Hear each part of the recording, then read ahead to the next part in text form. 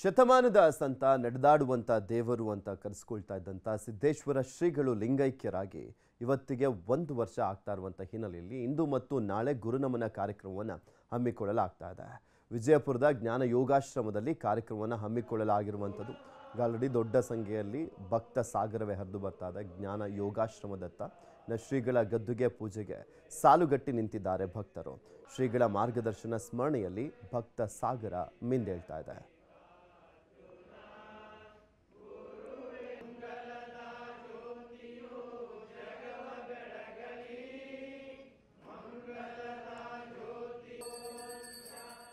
ನಿಮಗೆ ತೋರಿಸ್ತಾ ಇದ್ವಿ ಯಾವ ರೀತಿಯಾಗಿ ಅಲ್ಲಿ ಶ್ರೀಗಳನ್ನು ಸ್ಮರಿಸಲಾಗ್ತಾ ಇದೆ ಅಂತ. ದೊಡ್ಡ ಸಂಖ್ಯೆಯಲ್ಲಿ ಭಕ್ತರು ಆಗಮಿಸ್ತಾ ಇದ್ದಾರೆ. ಹಾಗೆ ಸಾಕಷ್ಟು ಮಟ್ಟದ ಶ್ರೀಗಳು ಕೂಡ ಆಗಮಿಸಿ ಶ್ರೀಗಳ ಸ್ಮರಣೆಯಲ್ಲಿ ತೊಡಗಿರುವಂಥದ್ದು. ಇಂದು ಮತ್ತು ನಾಳೆ ವಿಶೇಷವಾದಂಥ ಕಾರ್ಯಕ್ರಮಗಳನ್ನು ಕೂಡ ಶ್ರೀಗಳನ್ನು ಸ್ಮರಿಸುವಂಥ ನಿಟ್ಟಿನಲ್ಲಿ ಅಲ್ಲಿ ಹಮ್ಮಿಕೊಳ್ಳಲಾಗಿರುವಂಥದ್ದು. ಈ ಸಂದರ್ಭದಲ್ಲಿ ಪ್ರತಿನಿತ್ಯನೂ ಕೂಡ ಸಾವಿರಾರು ಸಂಖ್ಯೆಯಲ್ಲಿ ಭಕ್ತರು ಹೋಗ್ತಾ ಇದ್ದಾರೆ. ಶ್ರೀಗಳ ದರ್ಶನವನ್ನು ಪಡಿತಾ ಇರುವಂಥದ್ದು.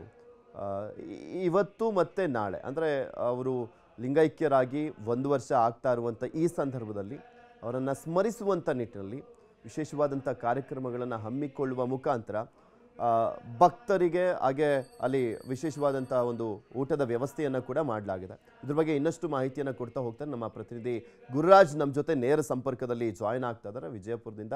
ಗುರುರಾಜ್, ನೋಡ್ತಾ ಇದ್ವಿ ಯಾವ ರೀತಿಯಾಗಿ ಸ್ಮರಣೆಯನ್ನು ಮಾಡಲಾಗ್ತಾ ಇದೆ ಶ್ರೀಗಳನ್ನು ಅಂತ. ಇವತ್ತು ಮತ್ತು ನಾಳೆ ವಿಶೇಷ ಕಾರ್ಯಕ್ರಮಗಳನ್ನು ಕೂಡ ಹಮ್ಮಿಕೊಳ್ಳಲಾಗ್ತಾ ಇರುವಂಥದ್ದು. ಭಕ್ತರು ಯಾವ ರೀತಿಯಾಗಿ ಬರ್ತಾ ಇದ್ದಾರೆ, ಶ್ರೀಗಳನ್ನು ಸ್ಮರಿಸ್ಕೊಳ್ತಾ ಇದ್ದಾರೆ, ಏನೇನೆಲ್ಲ ಕಾರ್ಯಕ್ರಮಗಳನ್ನು ಹಮ್ಮಿಕೊಳ್ಳಲಾಗಿದೆ ಅಂತ.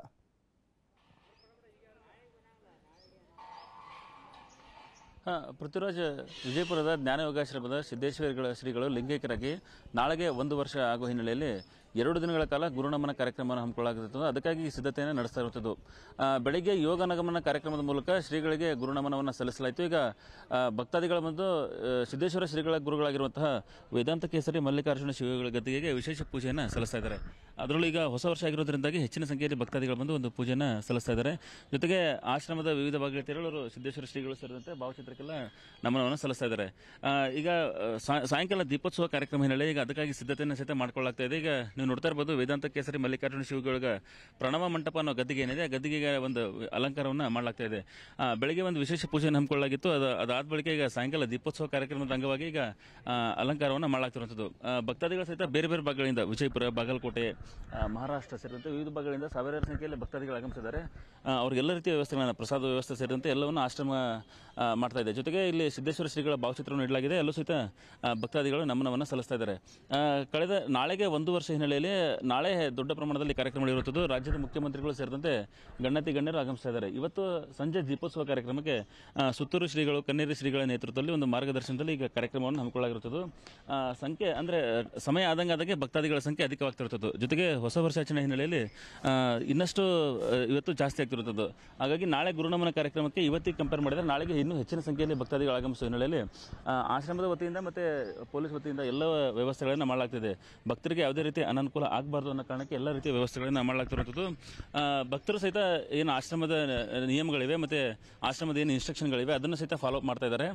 ಭಕ್ತಾದಿಗಳಿಗೆ ಯಾವುದೇ ರೀತಿ ತೊಂದರೆ ಅಂದರೆ ಊಟಕ್ಕಾಗಿರ್ಬೋದು, ಜೊತೆಗೆ ದರ್ಶನಕ್ಕೆ ಯಾವುದೇ ರೀತಿಯ ಸಮಸ್ಯೆ ಆಗದೇ ಇರೋಂಗೆ ಆಶ್ರಮದ ಸಹಿತ ವ್ಯವಸ್ಥೆಯನ್ನು ಮಾಡಲಾಗಿರುವಂಥದ್ದು. ಪೃಥ್ವಿರಾಜ್, ಓಕೆ, ಧನ್ಯವಾದ ನಿಮ್ಮೆಲ್ಲ ಮಾಹಿತಿಗಾಗಿ ಗುರುರಾಜ್. ನೋಡ್ತಾ ಇದ್ರಲ್ಲ ಯಾವ ರೀತಿಯಾಗಿ ವ್ಯವಸ್ಥೆಯನ್ನು ಮಾಡಲಾಗಿದೆ, ಹಾಗೆ ಭಕ್ತರು ಬರ್ತಾ ಇದ್ದಾರೆ ಅನ್ನುವಂಥದ್ರ ಬಗ್ಗೆ ನಮ್ಮ ಪ್ರತಿನಿಧಿ ಮಾಹಿತಿಯನ್ನು ಕೊಡ್ತಾ ಇದ್ರು. ಒಟ್ಟು 2 ದಿನಗಳ ಕಾಲ ಅಲ್ಲಿ ಕಾರ್ಯಕ್ರಮಗಳನ್ನು ಹಮ್ಮಿಕೊಳ್ಳಲಾಗಿದೆ. ಸುತ್ತೂರು ಶ್ರೀಗಳು ಹಾಗೆ ಕೆನ್ನೇರಿ ಶ್ರೀಗಳ ನೇತೃತ್ವದಲ್ಲಿ ಕಾರ್ಯಕ್ರಮಗಳು ನಡೆಯಲಿದೆ. ಕನ್ನಡಿಗರ ಮೆಚ್ಚಿನ ನಿಮ್ಮ ನ್ಯೂಸ್ 18 ಕನ್ನಡ ಈಗ ವಾಟ್ಸ್ಆಪ್ನಲ್ಲಿಯೂ ಲಭ್ಯ. ಕರ್ನಾಟಕ ಮತ್ತು ದೇಶ ವಿದೇಶದ 360 ಡಿಗ್ರಿ ಸುದ್ದಿ ವಿವರವನ್ನ ನೀವು ನಿಮ್ಮ ಕೈ ಬೆರಳುಗಳಲ್ಲಿಯೇ ಪಡೆಯೋದಿಕ್ಕೆ ಈ QR ಕೋಡ್ ಅನ್ನು ಸ್ಕ್ಯಾನ್ ಮಾಡಿ. ನಮ್ಮ ಚಾನೆಲ್ ಅನ್ನು ಫಾಲೋ ಮಾಡಿ, ನೋಟಿಫಿಕೇಶನ್ ಆನ್ ಮಾಡಿ.